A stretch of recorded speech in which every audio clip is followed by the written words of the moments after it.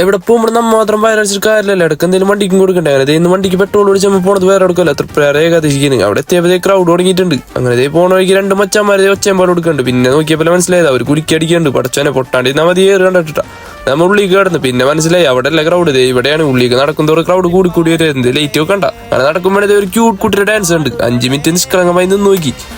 പിന്നെ തിരിഞ്ഞു നോക്കിയപ്പോൾ മനസ്സിലായത് എല്ലാരും എന്നെ പോലെ നിഷ്കളങ്കമായി വായ നോക്കി കണ്ടിട്ടാ. പിന്നെ നമ്മ ഒരു പരിപാടിക്ക് പോയിട്ട് മെയിൻ ആയില്ലെങ്കിൽ മോശമല്ല. അത് ആർക്കാണ് മോശം? എനിക്കല്ല മോശം. നമ്മോടൊന്ന് ഡേറ്റ് എത്ര കണ്ണാടിയും പേടിച്ചായി പിന്നുള്ള നടപ്പ് എല്ലാവരും നോക്കേണ്ടത് മനസ്സിലായി.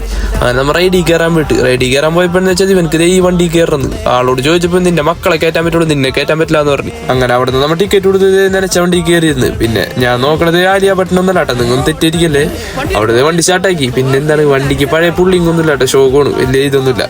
പിന്നെന്താണ് ഓരോ തിരിയെല്ലാം എന്തേ കാജലിനെ തമന്നാൻ എല്ലാരെയും കാണാം. അങ്ങനെ ഇതൊന്നും കാണാൻ ജാസ്കാനെ കിട്ടൂല. ജാസ്ക കണ്ണും പൂട്ടിന്ന് കണ്ണൂർന്ന് വണ്ടി നിർത്തിയപ്പണി. പിന്നെ